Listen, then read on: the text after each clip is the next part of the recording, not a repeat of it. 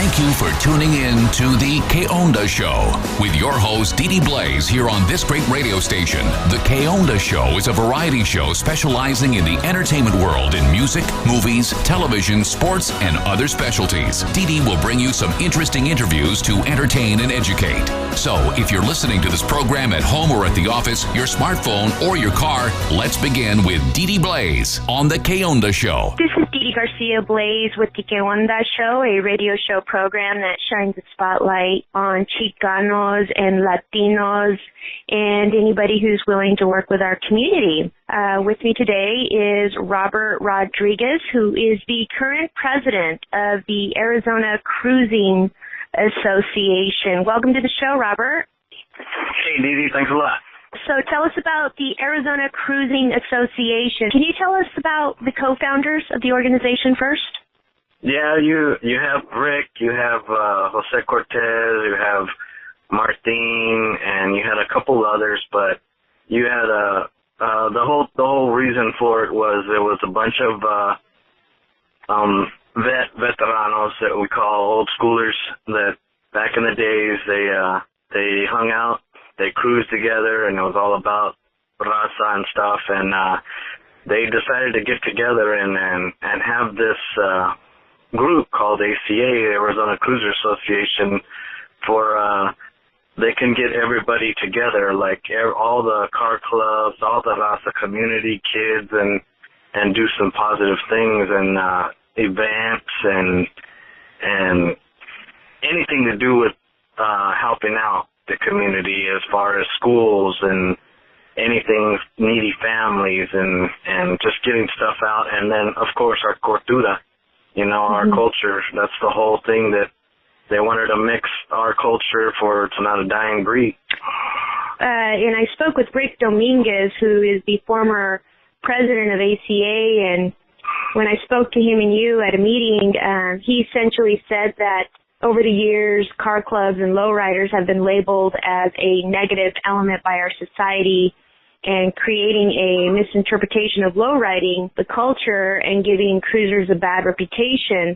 And leaders such as Rick and Cortez and Martin realized that in order to create a positive change, it's important to start educating the community on who we are and what we're willing to do to erase that negative image. That's essentially what you support and why you sort of took over the reins, right? Can you tell us more about the mission of ACA? Yeah, that's correct, Dee.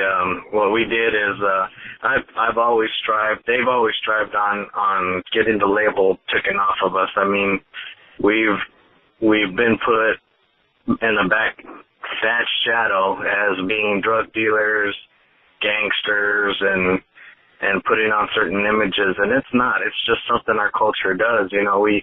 We stick together, and if things come along, we stick together and do whatever we got to do to get it done. But we got real bad labels back in the 80s when a lot of the gangs and stuff came around, and it's not like that. I mean, we all grow up and we all know when you're poor, love is like the only thing you got for each other. The family's the only thing you got, and basically like how we all came together is, our cars are works of art. They're from the past to the present. I mean, we started off making the lowrider, meaning the Latino community, raza, made a car out of nothing. And anything that the high-class gringos used to do back in the days when they would get rid of their car, we would pick it up, their used cars, and make them and nicer vehicles. And then, of course, we put our flair to it. And a lot of people just don't understand, when they see our cars that we chop them up or we mess them up or why do we do that? It's because we never had anything. We never had anything, and basically when we have art and we have special skills that we have, we show them off, and it's not to better ourselves, it's to show what we can do and what we're proud of. And basically, we try to make it, hey, this isn't a hobby, it's a way of life. Lowriding to us is a way of life, and it's just so hard to get out there and reach the community that it's a family thing. We do it for the kids, we do it for the community, we do it for the schools, we do it for fundraisers, and it doesn't matter what we do. We just can't shake that image, and that's why the ACA was created, to kind of go and represent the lowrider and Raza community, and even the other cruisers. I mean, it doesn't necessarily have to be Raza, but anyone that wants to go out there. But it's formed to shake that image, and that's our mission, to shake that image and to put it out there that we're here for the community, we're here for the kids, we're here to do what we can for the lower class communities. Mm-hmm. We know, you and I both know, that in some states they have made cruising essentially a crime. What are the states that have sort of learned their own lessons and have done away with making cruising a crime? Can you give us some examples? I know of certain ones. I know there are several across the state, but I know for sure Whittier, which is known for the movies and the popularity, everything up and down.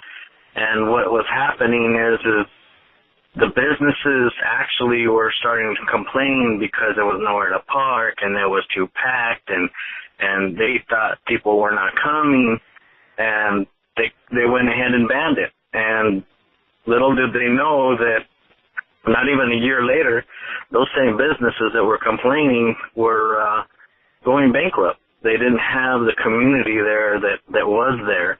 They don't understand that when you have people and they're in that community and they're there having a good time, they will buy.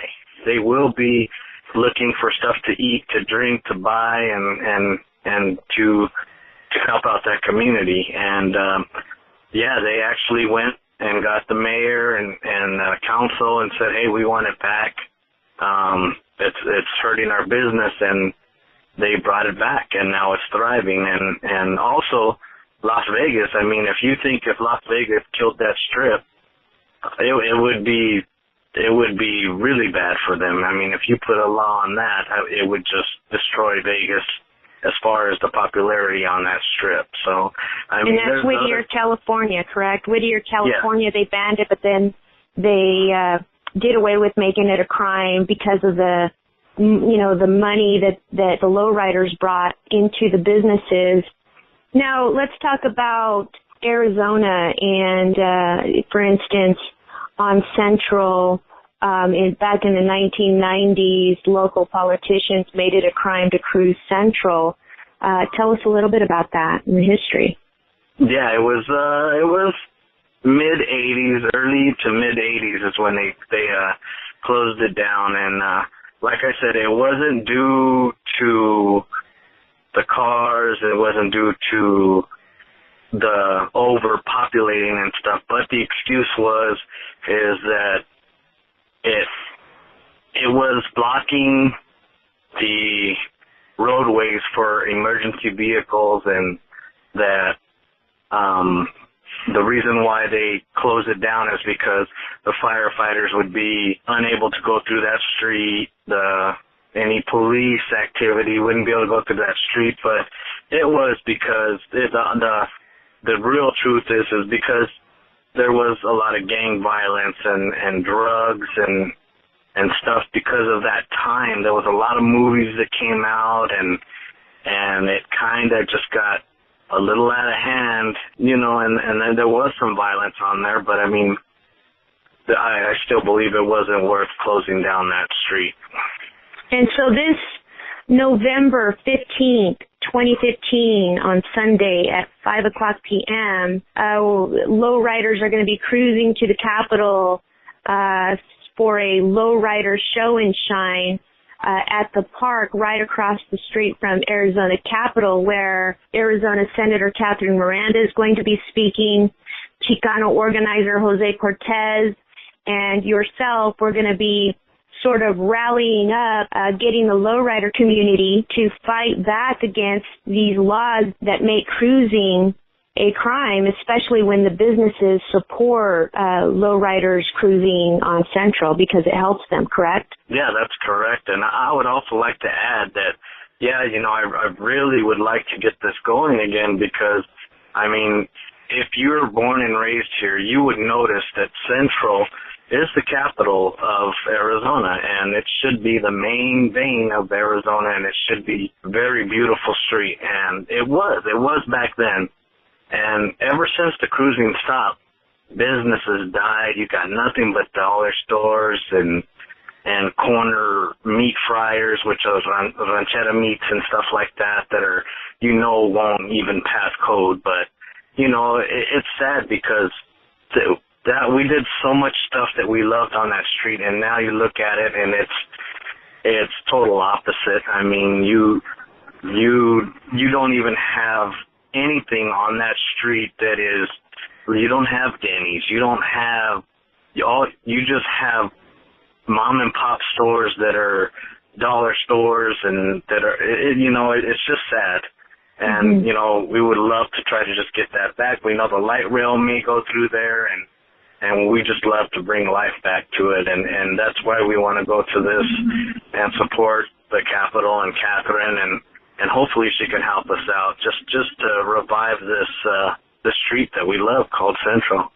Now on November 15th, Sunday, at the Arizona Capitol, we're going to have a booth there where normally the Arizona Cruising Association charges a $100 membership due, but didn't you tell me that you're going to waive that fee that particular day if the lowrider community, if they want to be a member, aren't you going to waive the fee for that day? Yeah, as a matter of fact, last night I met with the council, and we're going to have another meeting Thursday with the council of the ACA, and we're going to try to make that change to where there is not going to be a fee.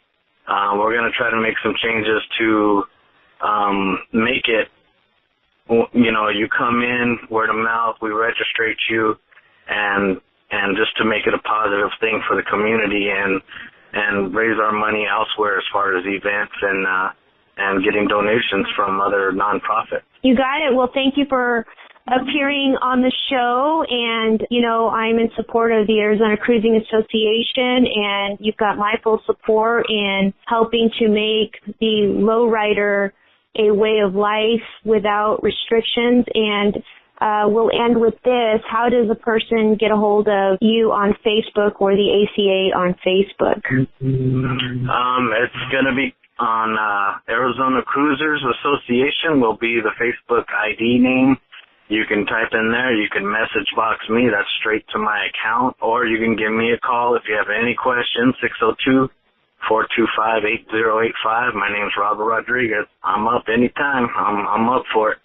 This is Didi Garcia Blaze with the Que Onda Show. On our radio show network, we like to shine the spotlight on military veterans who served with honorable discharge but are being deported. And with me today is Andrew De Leon, a 71-year-old veteran who served from 1967 to 1969, and he did receive an honorable discharge. He was not drafted, but actually volunteered to serve during our Vietnam American War. And I'm going to give Andrew the opportunity to say a message to his loved ones who are still here in the United States. Well, I just want to wish all my relatives on the other side in Madera, California, in Fresno, and in Santa Maria. I want to wish them well, and I hope they're all doing fine. And I'm here in Tijuana. I'm been here 5 years, and I hope all my relatives are doing fine, and I hope my dad's 95 years old. I hope he's in good health, and all my the rest of the brothers and sisters and grandkids. I got 12 grandkids. I hope they're all fine. And Joseph, he's an honor student in school, and I hope he keeps going and the way he's going. and everything got right for him, and he aims for the top, and everything will be okay with him. And all of the rest of them, I hope they're all okay. Don't forget to pencil the K-Onda Show in your calendar. The program airs Thursday nights at 7 p.m. and then again on Sundays at 5 p.m. here on CRN Live. This is Didi Garcia Blaze with the K-Onda Show, a radio show program that shines a spotlight on Chicanos and Latinos and anybody who's willing to work with us. And with me today is a very special guest, Jose Cortez, who is an Arizona Chicano activist. He was also a bodyguard for Cesar Chavez. As many of you might know, Cesar Chavez was born in Arizona, and he did a lot of work here in Arizona as well as California and throughout the Southwest. Welcome to the show, Jose. Thank you, Didi. It's a pleasure to be here. You're welcome. Tell us about your bodyguard days. Tell us a little bit about yourself and Chicano activism. Well, we, meaning my parents and I, came to this country in 1950. We came from Mexico. And when we came here, my parents weren't very educated, couldn't speak English, so needless to say, the only kind of work they could find was work out in the fields. And while working in the fields, we, came into contact with a lot of discrimination, a lot of racism. And growing up with this, I started to develop a certain amount of resentment about the treatment that my parents were receiving. When we moved to Arizona as migrant farm workers in 1960, we came into contact with a lot of other farm workers that were going through the same situation, but we didn't know what to do or what where we could go to get help. Then we came into contact with an individual by the name of Gustavo Gutierrez. He was an organizer in Tolleson, and this is where we lived. At that time, there was a lot of agricultural work in Tolleson, so we lived there. And Gustavo Gutierrez was the first United Farm Workers president here in the state of Arizona. And he started to talk to us and telling us that we had the ability to fight for better wages and social justice if we got together and organized. And my parents went for it, and we started to listen to what Gustavo had to say, and eventually we ended up following him to the meetings. As a result of that, we started to hear about Cesar Chavez, who was his boss. He eventually brought Cesar over to Tolleson, where we got to meet him. And I became very involved with the farm worker movement. As a result of this, I started to see that here was the perfect opportunity for me to take off and start doing the work that I've always wanted to do, and have a mentor that could actually help me and teach me so that I could help others who were in the same situation that my family was in. We became involved with the farm worker movement. We as a young man at that time, I was given many tasks, passing out flyers, just helping out with the strikes and things like that. But eventually, I became an organizer with Cesar, and I started organizing my own walkouts and my own events. I followed Cesar for many years here. Cesar was very active here in Arizona because this was, people think that, this is where all the action was. Well, needless to say that there was a lot of activity in California as well. So he would go back and forth from California to Arizona. We would, if he needed help here in Arizona, we were always there for him. And in fact, that's how he picked his bodyguards. That's how I got to be a bodyguard with Cesar, because there were many individuals who were Cesar's bodyguards, and Cesar didn't go out and solicit people to be his bodyguards. He actually had to pick the farm workers that were actually working with him that he could trust to be his bodyguards. And being a young man at that time and pretty decent shape, I was picked to be one of his bodyguards here in Phoenix when he came to be with us during the strikes and during his organizing efforts. And I did this for many years. After Cesar decided that he was going to focus his organizing efforts in California, a lot of us farm workers stayed behind. But before he left, Cesar made sure that those that had been dedicated to following the farm worker movement were taken care of. So he negotiated with a program called MOP, Migrant Opportunity Programs, to assist those farm workers that wanted to better themselves and get an education. And I was given a grant for $5,000 to go to broadcasting school. And at that time, I really wasn't sure because I couldn't even speak Spanish or English correctly, but yet I wanted to be a broadcaster because I knew that this was my calling. And Cesar said, you know what? Go ahead and follow your dreams. He says, one day I may have my own radio stations here in the Southwest. So with that $5,000, went to broadcasting school, became a radio announcer, and when I graduated from broadcasting school, I was very lucky to land a job here in Arizona, here in Phoenix, as a broadcaster. It was the first bilingual radio program here in the Valley, and that was in 1980. What was it called? It was called La Firme, and basically what it turned out to be was a place for me to connect with those individuals that consider themselves Chicanos. Our style of music was very different.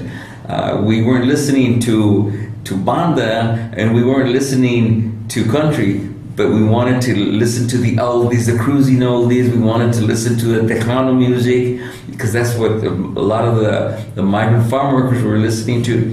And of course, back in that time there was a lot of influence of the R&B, so we listened to that, a combination of everything. And we called it Cruisin with Jose on a Sunday afternoon, and it was just a fabulous time. And as a result of that, I got very, very involved with the cruisers because the cruisers loved my program because it fit their Chicano style. It fit basically their format. They loved the oldies, the Cruisin oldies. They loved the Tejano music, and of course they loved the R&B, the Motown sound. So in my program incorporated all that. Plus, it also gave me the opportunity to speak to them in a way that didn't make fun of the way they talk, which was, part Spanish, part English, and which made them very comfortable. And my program took off, and it was, it was quite successful. But like a lot of things,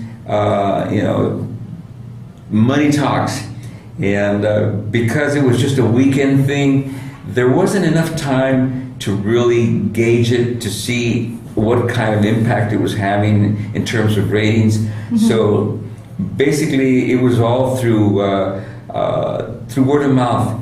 And now, speaking of money, mm-hmm. I know that you're a Sundancer, and you are going to be doing some fundraisers with regard to this marathon. Can you tell us about what kind of funds you need to raise and by what point, and how can my audience write you a check, and where do they send it to? And tell us about that Sundancer marathon. Well, let me explain to you what basically what happened. After I worked for Chicano Por La Causa for some time, and when I left Chicano Por La Causa, I was, because of the lifestyle that I was living, I was very unhealthy and very overweight, diabetic, and so on and so forth. So I needed to change my life. So I started exercising, running, and hiking.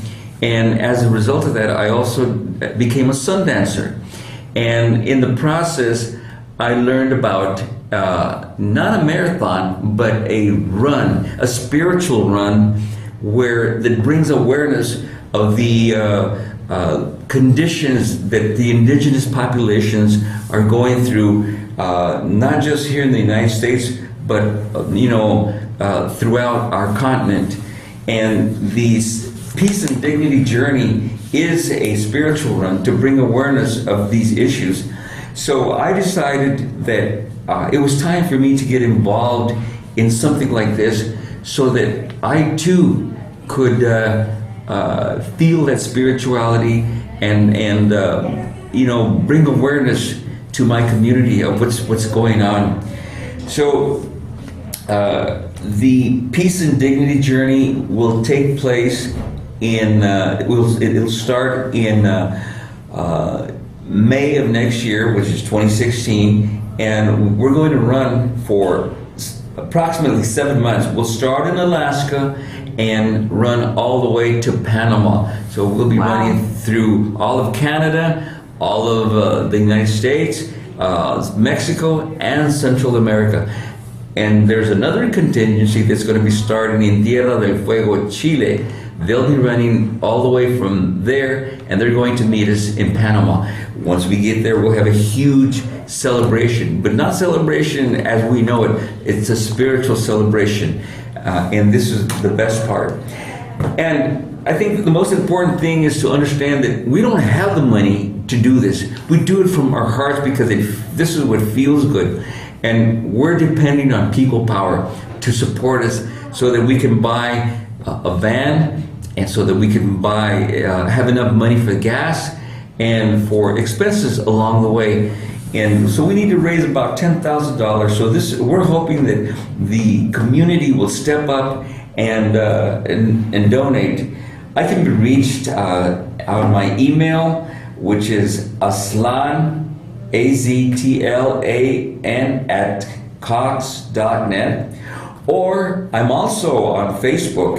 You can find me on Facebook, Jose Cortez, and ask to be my friend, and of course I'll friend you, and we can connect there, and we'll see how you can help.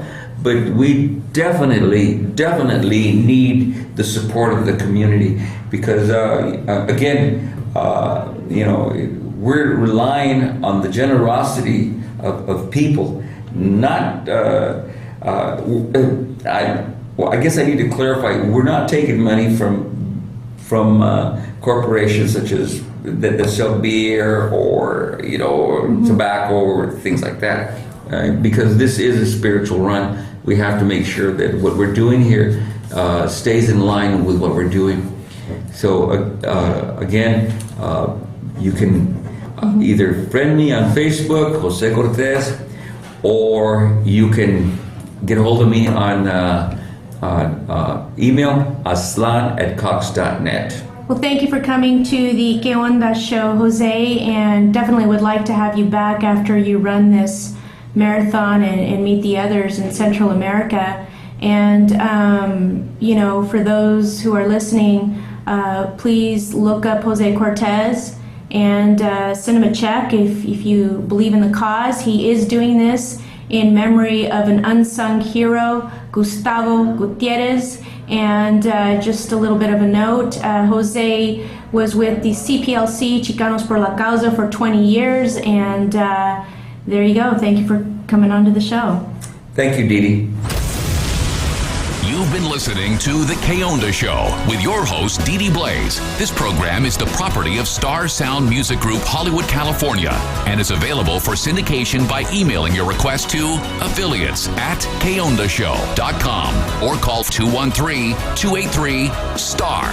Educational institutions, please call to see if your school qualifies for free licensing on your campus radio station. This program was produced by Dee Dee Garcia Blaze. Executive producer is Frank Miranda. Imaging by David Tyler. Thank you for listening to The K-Onda Show. Don't forget to pencil The K-Onda Show in your calendar. The program airs Thursday nights at 7 p.m. and then again on Sundays at 5 p.m. here on CRN Live.